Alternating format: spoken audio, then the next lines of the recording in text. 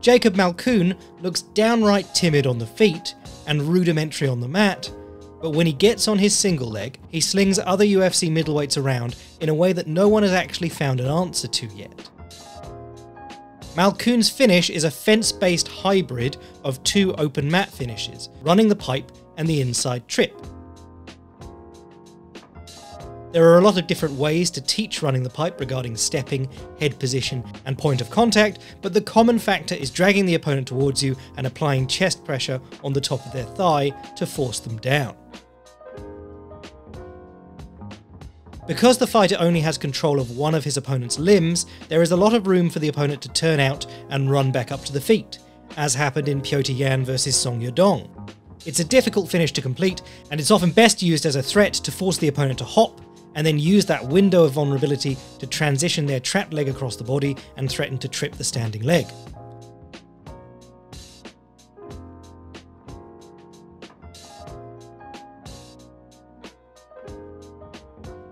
The inside trip is a finish that requires you to have transferred the opponent's leg to one side of your body.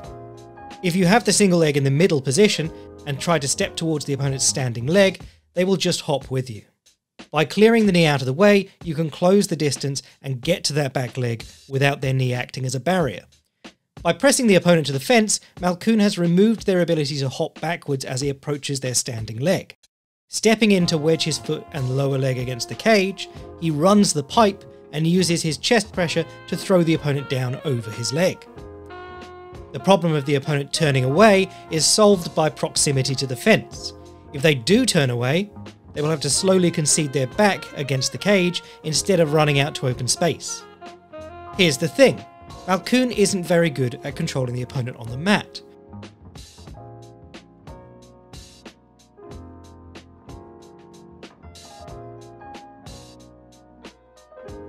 Once he has completed the takedown, he floats over the opponent looking to dig an underhook as they sit up. With the underhook, he can drive them back to a flattened half guard, or failing that, a flat closed guard.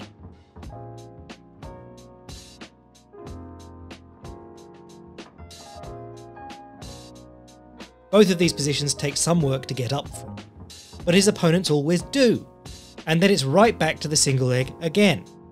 This brings us to the ubiquity of the single leg. It's everywhere. In the middle of the cage, while boxing with the opponent, you need only reach out and it is there. Cutting the cage to set up takedowns along the fence is hard and technical work. But if you pick up the leg in the middle of the cage, you can always push the opponent all the way to the fence on one leg. Lest you think this is a silly tactic that only works on scrubs, remember that Kamaru Usman had success doing this at the highest levels of the game.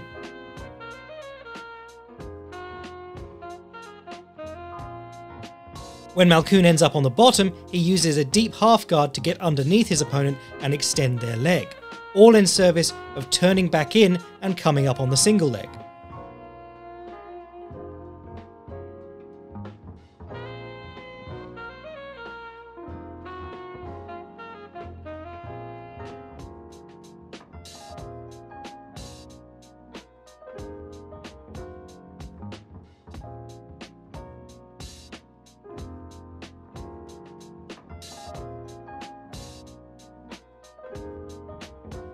Other times he will sit to the S-legs position and bulldoze his way up to the feet, in the style that Damian Maia made famous when he worked out that all the guard play in the world can be replaced with a good single leg. When the single leg works and the opponent concedes their back to get up again, Malkoun isn't very good from there either.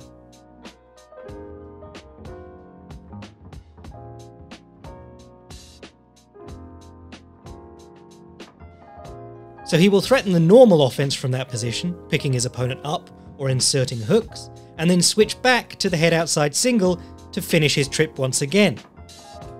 Jacob Malkoun probably isn't going to win a UFC title, but he was definitely robbed against Brendan Allen and managed to get himself DQ'd against Cody Brundage in his last fight.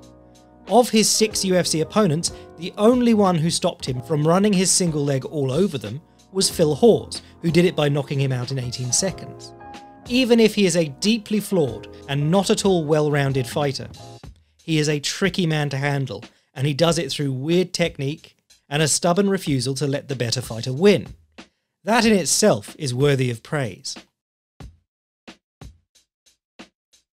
I make these videos for fun and they aren't monetized, but if you'd like to hear what I think about whatever is going on at the UFC warehouse this week, I host the Jack Slag podcast twice a week. And sometimes write at fightprimer.com. Cheers.